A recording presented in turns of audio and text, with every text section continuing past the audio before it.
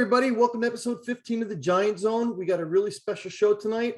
We got our good friend Bobby Thompson, NFL reporter. He covers the Patriots, the Buccaneers. Well, he's a Patriots fan, but he covers the Buccaneers. And good fan of the show, good friend of the show. So he's back with us. He's giving us some time tonight before he leaves for Vegas tomorrow to go cover the NFL draft. So, Bobby, we really appreciate you giving us some time tonight.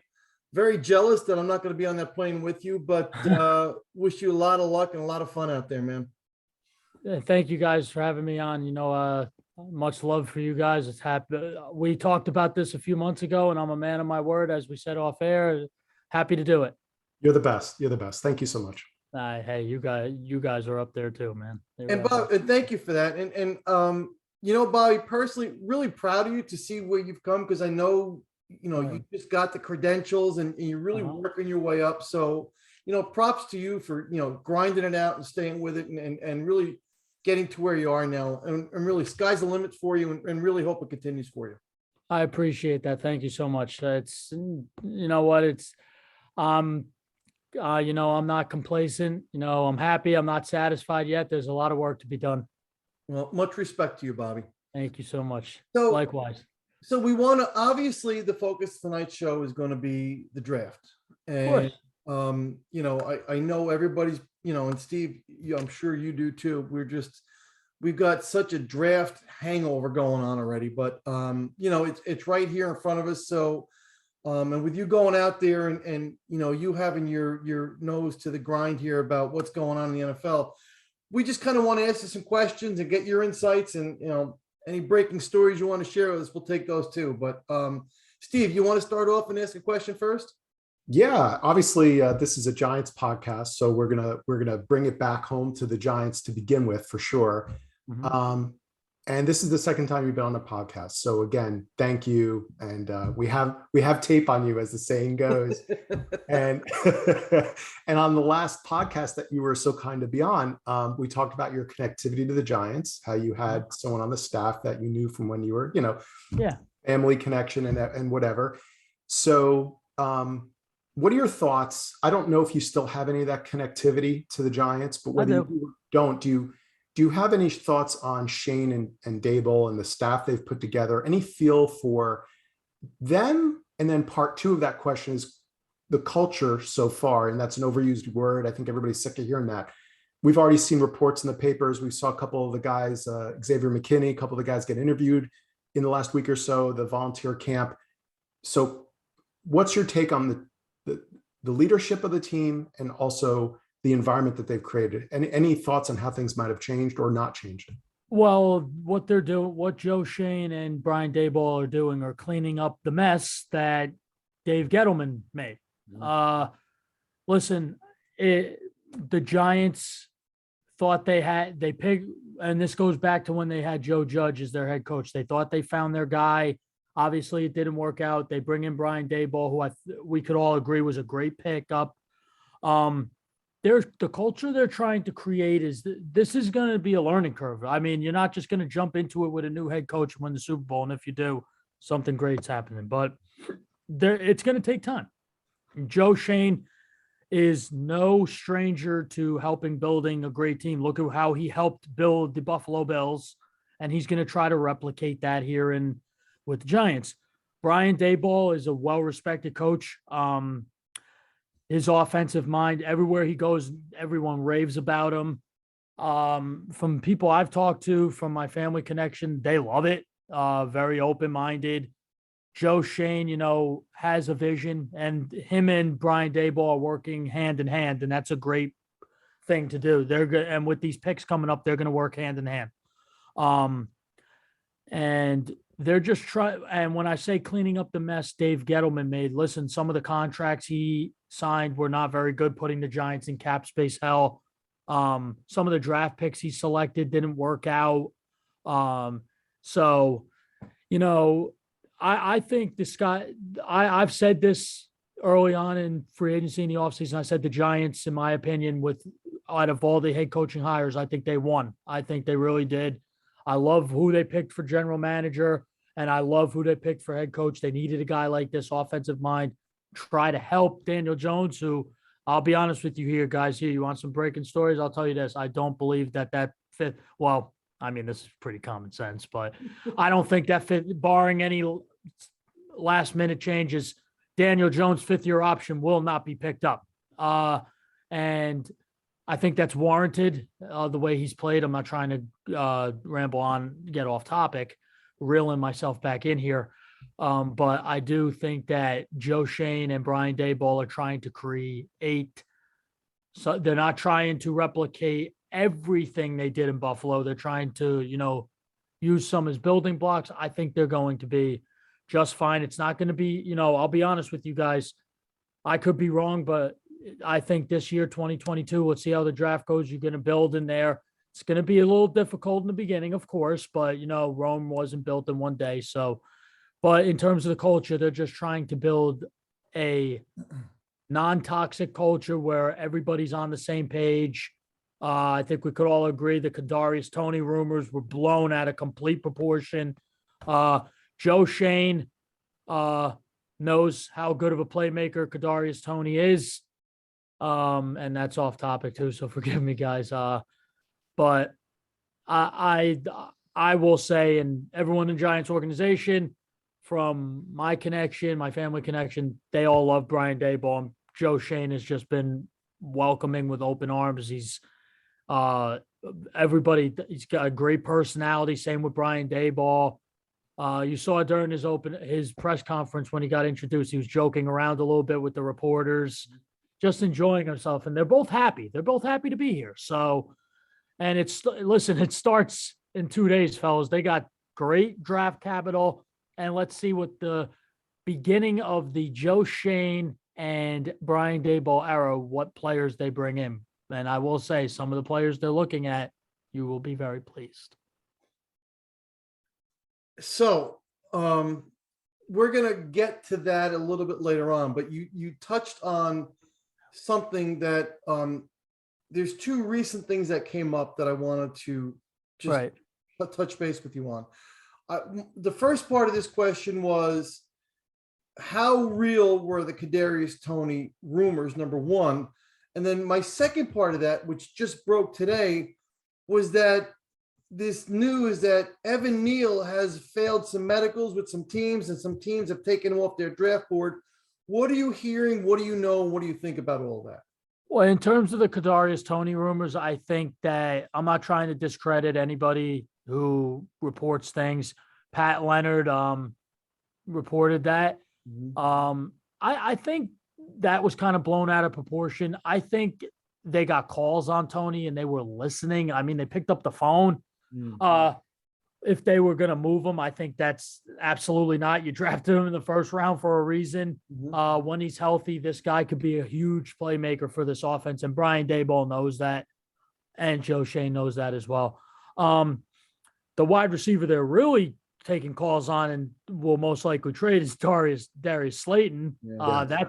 That's true. But I think that that Kadarius Toney rumors, I think they were kind of a bit blown out of proportion.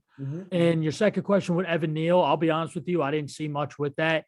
I think, you know what, he might have failed some medicals. I still think somebody's going to take him high. I mean, I think he'll be fine. The Giants, I'm sorry? The Giants, maybe? At 5? Yeah. Giants like him. Listen, Giants can't go wrong with that 5th overall pick. You guys need offensive line help. You could take him, or I can tell you this, they love Charles Cross. So that's somebody to keep an eye on. I see you making that face. But Evan Neal, you guys saw him in college, how good he was. This guy is very, very good. I mean, if he's got some injury right now, I'm sure he'll be fine when the season starts, but I haven't heard anything about teams taking him off his draft board. This guy, he's there in the beginning. You got to take him. Look, you need to protect the franchise, which obviously is right now Daniel Jones. He's a great way to protect him. Do you think maybe some of this news about Evan Neal and the medicals is maybe because of his weight? Could it be a weight issue? Can be. You know, when you look at offensive linemen, you always look at their weight. I'll give you an example. Patriots have an incentive right now for Trent Brown, who's nearly almost 400 pounds. The guy's like 6'8", 6'9", almost 400, but the guy his athleticism is insane. Yeah. But they have an incentive for him to make a lot of money if he gets down to like 365 or something like that. But in terms of his weight, I mean, you're always going to look at, you don't want him at the heaviest. I mean, you don't want them 400 pounds. Right. But yeah, I think looking at his weight, some teams might look at it, but you know what? I think it's nothing to worry about. They could always, they got time before training camp. They could try to lose. I wouldn't worry too much about it. And quickly, I just want to touch, and Steve, I'm sorry. I want to touch on I want to go back to Kadarius Toney for a minute. Mm-hmm. So let's say his year in 2022 is a little better than his rookie year, but whether there's still injury concerns or questions about him learning the playbook or whatever, do you think next offseason there's a better chance of them moving him? I think, Joe Shane will answer the phone, of course. If someone calls about him, moving him is a different story. I don't think they would give up on him that easy. I mean, the injuries are an issue. If he can't learn the playbook, this new playbook, I mean, that's going to be an issue, but I don't think that should be a problem. I think all Giants fans, I think, are kind of in the back of their minds, like, oh, if they talked about it this year, maybe next year moving Kadarius. I know Giants fans. I'll ask you guys this. I'm sure you guys are big fans of Kadarius Toney, what he brings to the table. Am I right? As a player, yeah. I mean, what he can do on the ball when he's right, yeah. So he was a rookie last year. He was plagued by injuries, so you can't give up on somebody that quickly. And Joe Shane and Brian Daboll know that. I think that you're going to hear a lot of craziness the next couple of days, and you just got to take it with a grain of salt until it's confirmed by like multiple reporters. So in terms of, like I said, not trying to discredit anybody, but other than that, it's I wouldn't worry about Kadarius Toney. I think he's going to be a Giant for quite some time. Go ahead, Steve. So also the last time you were on, you were good enough to drop some pearls about Pittsburgh and quarterbacks. And since then, we've only seen more and more people out in the media echoing what you said, which was so appreciated and so great and so exciting when you said it. Because I have to tell you, my biggest concern, and I think most Giants fans share this, is I'm 50-50 that Jacksonville is going to take an edge. I think they might take Icky. I really do. I'm very concerned that the top two tackles will be gone. I don't want Cross at 5, and quite frankly, I don't even want him at 7. I wouldn't be devastated if we took him, but I don't think he's definitely not worth the 5th pick. I don't even think he's worth the 7th. So what could change a lot of that obviously is Stingley. Now they're talking maybe he did look good in his combine, in his pro day workout. So you might have Sauce and Stingley, Hamilton, who know. I mean, Houston and the Jets are wild cards. We all know that. But the thing that you mentioned with quarterbacks makes me still wonder, man, Carolina, will another team or two jump up? And so the question for you is, do you see any quarterbacks going in the top 10? And if so, how many? That's a very good question. I think Malik Willis goes to the Panthers at 6. Yes, that's what I've been thinking. They need a quarterback. You want to get Yes. an athletic guy like Malik Willis, who has a pretty good arm. I think they're going to go that direction. And Matt Rule, they were all in on Deshaun Watson. Not saying he's in Deshaun Watson's category, but he's a very good prospect. I'm going to say you got to watch out for Seattle too. You don't know what they're going to do. You never know. They might want to take a quarterback with Desmond Ridder, maybe. I think Pittsburgh at 20, I think it's inevitable, fellas. Last year, they were going running back. They get Najee Harris. I think it's inevitable this year that they're going to have to take a quarterback. I mean, Mitch Trubisky can only do so much for you. I think he is a bridge quarterback to somebody. But listen, guys, I will tell you this. This draft is poor in the quarterback market. If you need a quarterback, this is not the year to need one. Last year was one of the best we've ever seen, and the Patriots reaped the benefits of that one. So thank you. But I will tell you, next year's draft is going to be very, very rich with quarterbacks. So if the Giants looked at going that direction, I think they'll be fine with that. But In the top 10, I'm going to say maybe 2. I think Panthers at 6 go quarterback. If they don't, I think they're foolish. But let me drill it down. I think number 6 is the Panthers taking Malik Willis. Yeah, I've been I agree. thinking about it long and hard the last 24 hours. I'm working on my final mock, if you will, and I want to see it when you're done. Please I will. tag me in it. I'll post it and I'll You tag too. you on this. But what would help the Giants, forget the corners, because the corners, all we need is one corner to go to the Jets or Houston, but I don't know if anyone's going to want to pay the piper to leapfrog Carolina to take Malik. I don't think so either. And that's why I'm worried about what the Giants have left. Teams want to trade down this year, not trade up. Right. They want to trade down because it's a good value draft to get a lot of assets like wide receiver, corner, offensive line, things like that.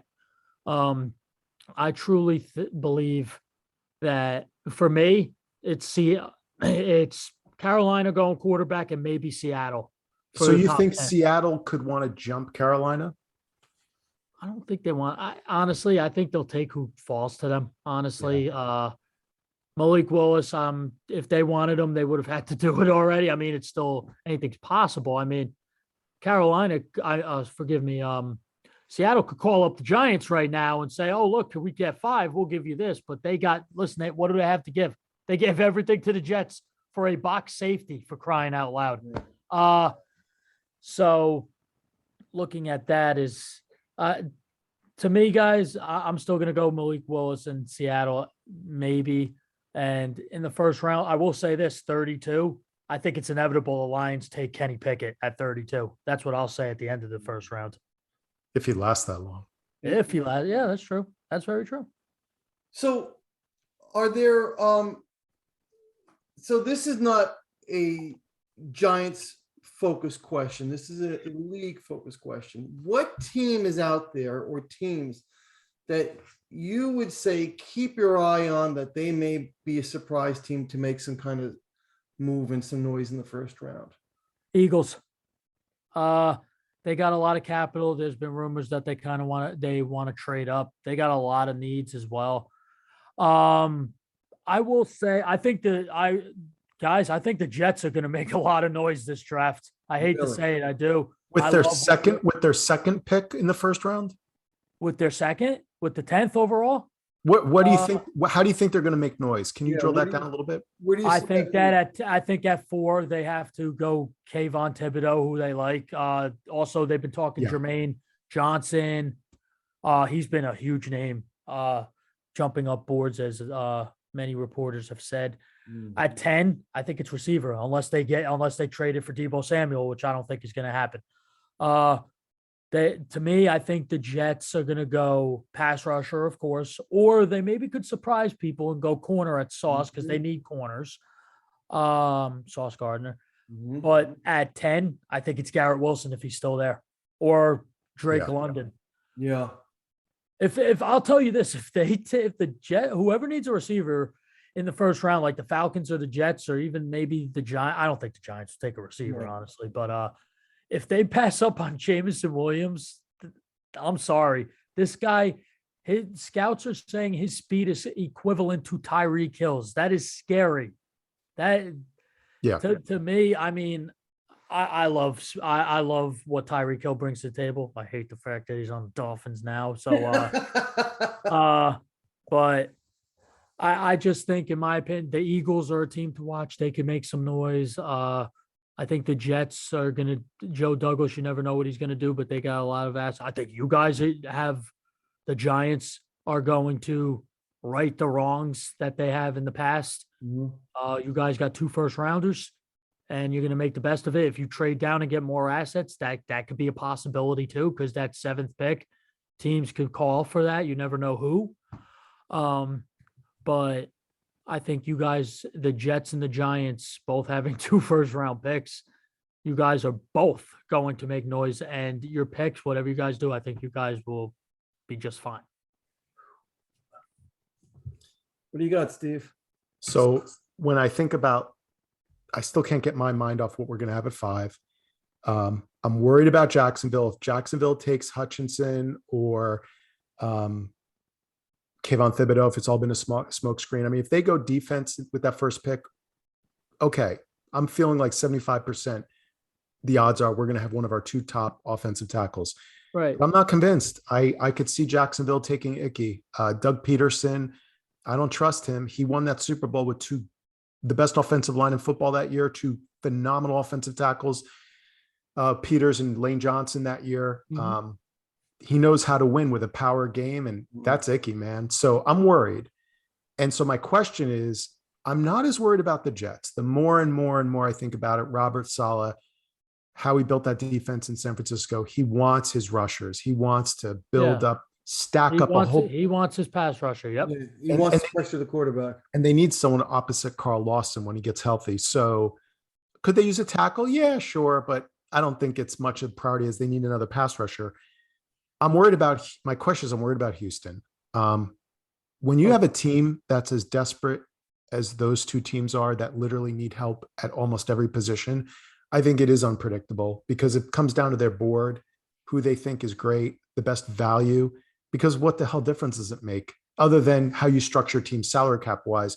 Maybe you want to get corners, wide receivers now because they're getting paid so much. So my question is, I'm worried about Houston. Any vibes, any word on Houston, what Houston might do? I hear they're a Rubik's Cube. Nobody knows.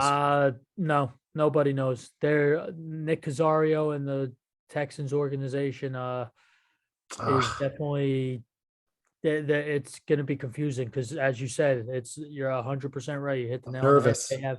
They have a need at every position. Yeah. Their offensive line does need help. Their defense needs help. They need corners. They need safeties. They need pass. They need a lot of help. You never know what they're going to do. That's the thing too. What they pick at 3 is going to be. It might change a lot of draft boards. I'll tell you that. So they heard Sauce at 3 to them. Yeah, it could, and it's warranted. I'll tell you. Did you guys hear this? I heard this. The Giants really, really like Kyer Elam. I didn't hear that. No. Yeah, they like Kyer Elam at corner. They're not going to take him high. No.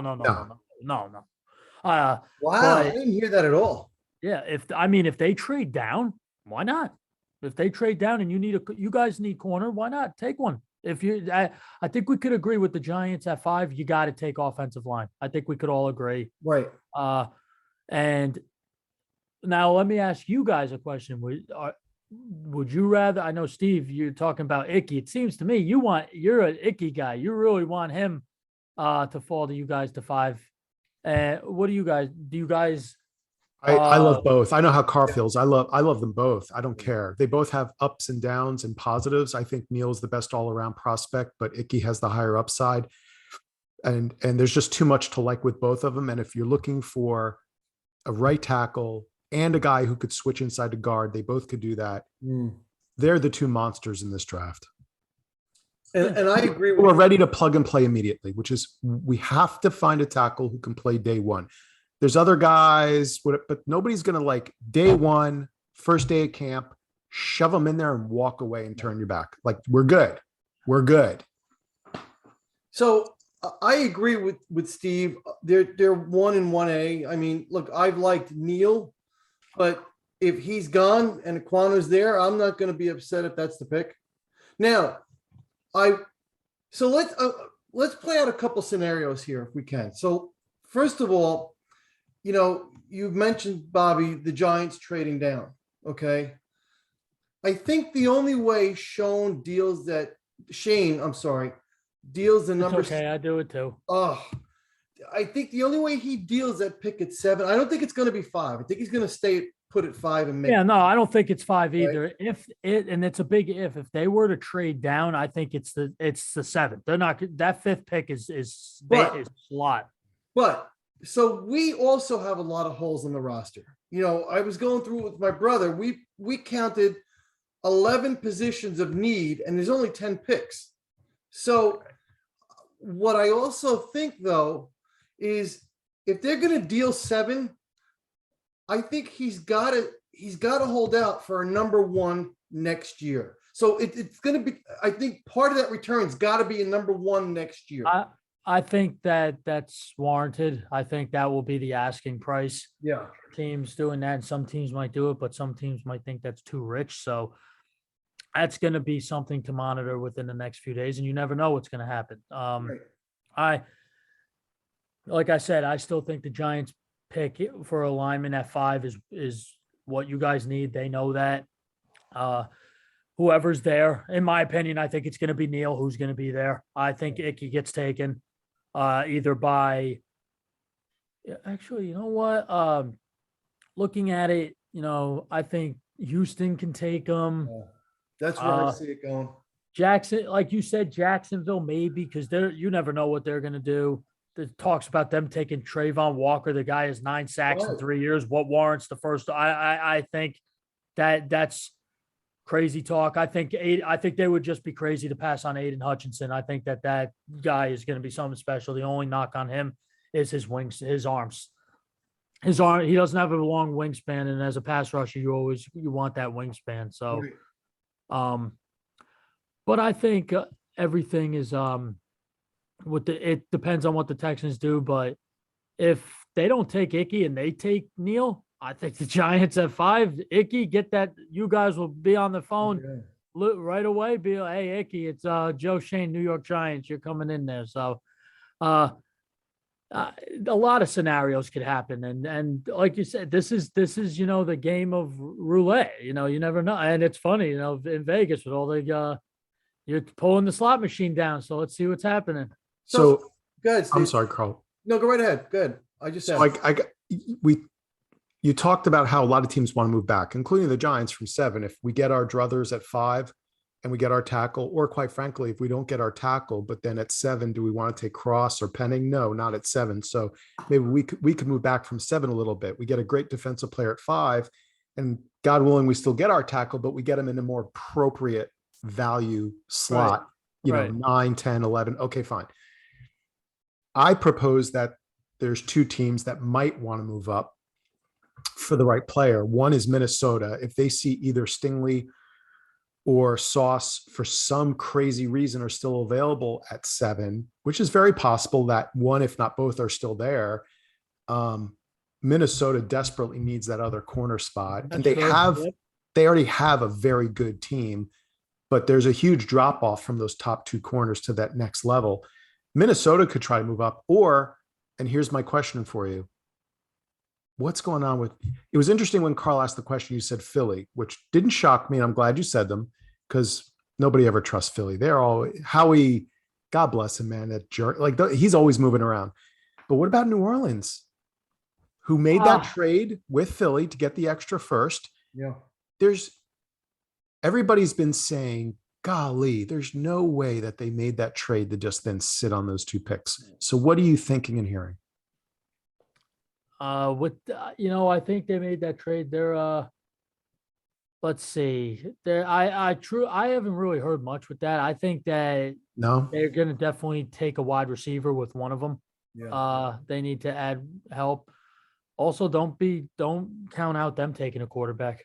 They need one I know they have Jameis, but I mean, I feel like he's a bridge quarterback too. He's got to stay healthy. So we'll see what happens with that. But I think wide receiver is one that they are going to really definitely look into. But I haven't really. No whisper talk about New Orleans, huh? Not really. I haven't really heard much. It's been kind of quiet since they made that pick, honestly. Yes. Yeah. Yes. Which is scary. Yeah, it is. So I'm going to ask you guys both. I'm going to lay out a scenario for both of you guys, and I want both your opinions about it. Okay. So let's say the Giants step up at 5. And the top 4 picks off the board have been in whatever random order. Hutchinson and Thibs are both gone. Neal and Icky are both gone.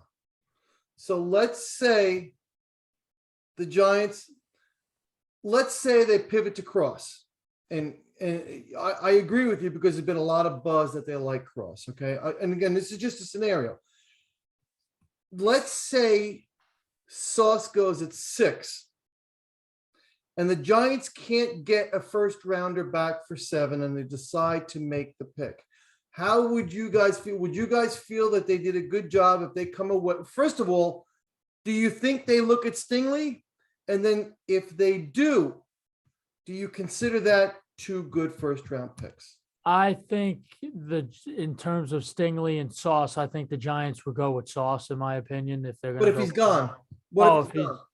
If he's gone, I think don't count out. You know what? Forgive me for saying this. Don't count out Kyle Hamilton.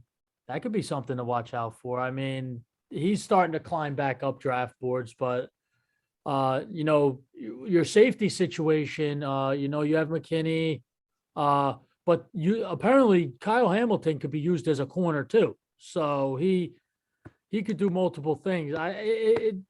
It's really going to be up in the, that's a good scenario. Steve, what do you think? Jermaine Johnson. You know what? I like that. Yeah. Okay. I agree with that. Sitting out there. The 2 biggest needs on our team are not corner. The 2 biggest needs on our team are, and I know Wink and he needs press corners and look, if Sauce is there, you have to take him. But the 2 biggest needs on our team are offensive line and defensive line, specifically pass rush, right? Like we had almost no pass rush last year. We have to solve that. That's almost as glaring of a need as right tackle and, quite frankly, tight end, which we have nobody. We have a bag of bones and a skeleton for a tight end. So there are certain positions we're going to need to fill in this draft. Like we have to find our right tackle, and we have to. I think Wink automatically makes our pass rush better because he's so dang aggressive, and we're all so excited for that. And Ellerson Smith, who was the draft pick last year that we kind of stashed away. He wasn't healthy for most of the year. Then he flashed at the end a little bit. I think there's a lot of optimism for Wink to turn him into something the way he always found middle round pass rushers in Baltimore as the DC, and prior to that as the linebackers coach. But we need to add talent to that group. We don't have an impact. Aziz is the Robin, and we need Batman. Yeah. And very true. If we get Cross at 5, then to me, I'm not going to be happy. But at least we got our body, we got the guy. Now we need to get that edge rusher. If Sauce is gone. So it seems to me in that type of scenario, Shane is just going to look at Wink and say, which one do you want? Which one can you work with better? It would seem to me that's, and then I think they've already done that.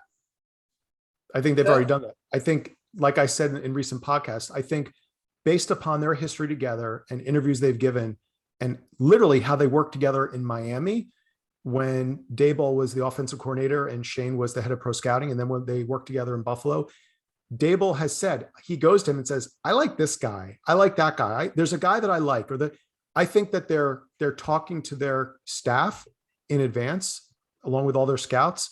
And I think they're literally saying, who are the 80 to 90 guys, give or take, whatever the number is, that we like. The other 300, we don't care about. I mean, if they're there, we'll think about it because of value. But I think there's like 80 or 90 guys that they know will fit their culture, their program, and more specifically what they want to do in their offensive and defensive schemes. So Carl, to your point, I think they've already done that. You mentioned Daboll. My question was, if he's going to go defense, I think he's going to turn to Wink and then say, which one can you work with better? Which one can you fit better with? Hamilton, Stingley, I think he's going to leave that up to Wink, then go that way at that point. I think that they're so well prepared and experienced. I hope so. That I think they've already done that with all players, and they've sorted their board. Yeah. There's 24 hours in a day. These guys are probably working 12 of those hours every day, just talking to each other about scheme and fit and prospects.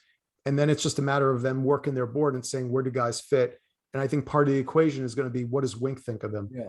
What does Kafka think of this guy? What does, their assistant GM think of the offensive lineman because he's so good at offensive lineman? Like, I think they're doing that. What do you think, Bobby?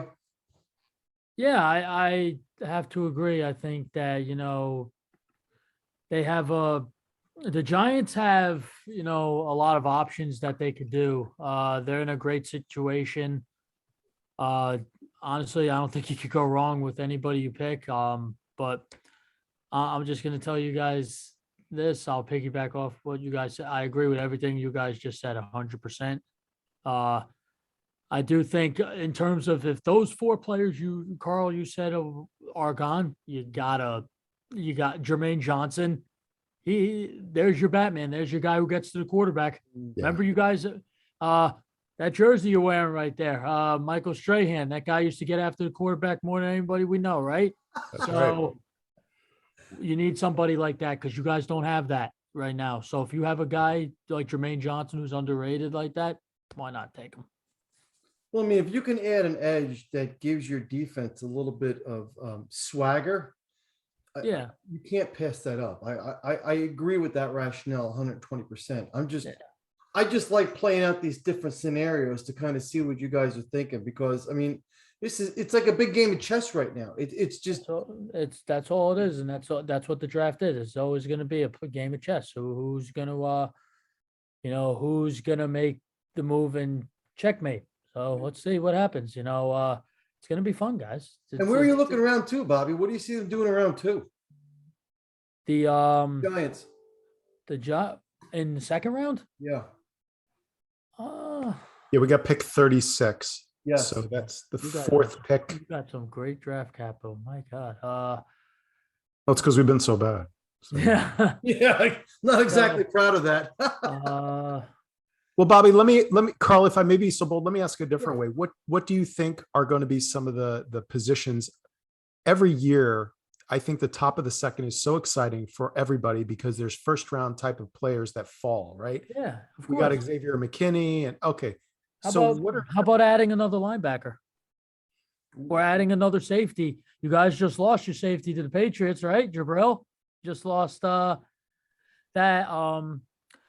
linebacker. Hey guys, there's a guy falling out of the first I'm hearing. His name is Nicole B Dean from Georgia. Oh, I didn't hear that, but boy, if he's there around two, I don't think it happens. I've heard that they feel like he could drop out. I think he's tremendous. But if he's there at 36 to tag team him with Blake Martinez. I actually like his teammate. We talked about him in a recent podcast. Oh, Walker. yeah, That's the guy that I like. Take him at 36. That's not a reach. That's a great spot to take him. Yep. I think Wink sees that, and I think he's definitely winking at no pun intended to Joe Shane saying, "Go get my guy." Yeah. I think linebacker. Do you guys agree? Linebacker? you know what? I hadn't considered it, but it makes a lot of sense. Because I think the top 2 or 3 are going to be gone by then. Yeah, Well, Devin Lloyd. Yeah, Devin Lloyd's definitely going to be And gone. Wink loves those super athletic sideline to sideline linebackers Yeah, he does. Yeah, look at what because he likes had his in chess Baltimore. pieces. Yeah, look at what he had in Baltimore with Patrick Queen. So exactly. So let's see what happens. I think it's going to be for me in the second round has to be linebacker and watch it. That's what it is, and I'll be see. Told you guys. And so, what do you think about? Where do you think the Patriots go round one, Bob? I've heard Devin Lloyd a couple times to the Patriots. Love it. That's my favorite player in this draft is Devin Lloyd. I love his athleticism, brings that speed and coverage ability to What did the Patriots pick? the 21. 21, right? Well, he'll be gone by then. And he might. I think if I'm the Patriots, if Devin Lloyd is gone, you got to take Nicole B Dean, in my opinion. At 21? Yeah. You need a linebacker. You don't think that's too high for him? No, I don't. No? I don't think so at all. I think that's just about right, honestly. He's a first round talent. I think the Patriots could go corner too. We lost JC Jackson.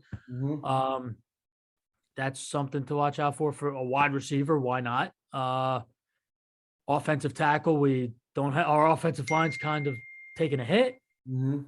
But the Patriots have a lot of holes to fill too. So in the first round, you got to go defense, unless Jamison Williams falls. Oof. What But do you don't be guys- surprised. Belichick surprises and takes like Chris Olave, which I'm okay with. Any info on Tampa, what they're thinking? Offensive line. They need offensive line help Yeah. still. I think offensive line or another pass rusher. even though they just drafted Tryon Shalanka, they still have Shaq Barrett, or they could go D tackle. No one's talking about Jordan Davis. I think he's somebody to watch out for from Georgia. Deontay Wyatt. So that's what I think Tampa goes with: interior offensive line and or defensive line. Can I ask you a philosophical question about where the NFL and the draft is going? There's two things in particular that come to my mind, and I'll just start with one of them and save the other one for later. I hate the Rams. I never liked them. I was at Giant Stadium when Flipper Anderson, I always like to say, ran through the tunnel, 1989 on the Giants, and the Giants, Lawrence Taylor, Phil Simms. I mean, we should have gone to the Super Bowl that year. OJ Anderson talks about how that motivated them the next year. They knew they had a Super Bowl potential winning team, and they just stood there. And we as fans just stood there like how Jim Everett, don't even get me started how I couldn't stand Jim Everett, the quarterback. So I've never liked the Rams, but they've never been a rival of the Giants ever. You know, it's like, whatever, the Rams. And then this recent version of that franchise did what they did and threw away draft capital like it's yesterday's garbage. I mean, they treat draft capital like the redheaded stepchild. They don't even care about it. They throw away draft picks. They do not. And they trade for guys, and they trade. And if you had told me 3 years ago that anybody was going to do that and win the Super Bowl, I would have said you're absolutely crazy. That runs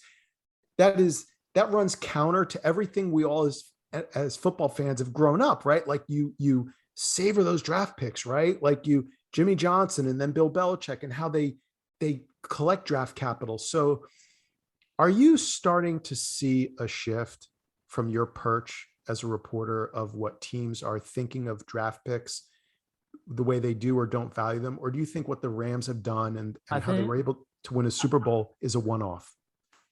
I think it depends on the general manager. Les Snead is somebody who goes, you know what? He wore a shirt that said F them picks. You know, it's he just, you know, I hate it, but it worked. It did work for him. And then there's other GMs who try to do it and it blows up in their face. I think it's a gamble. That's the biggest gamble of all.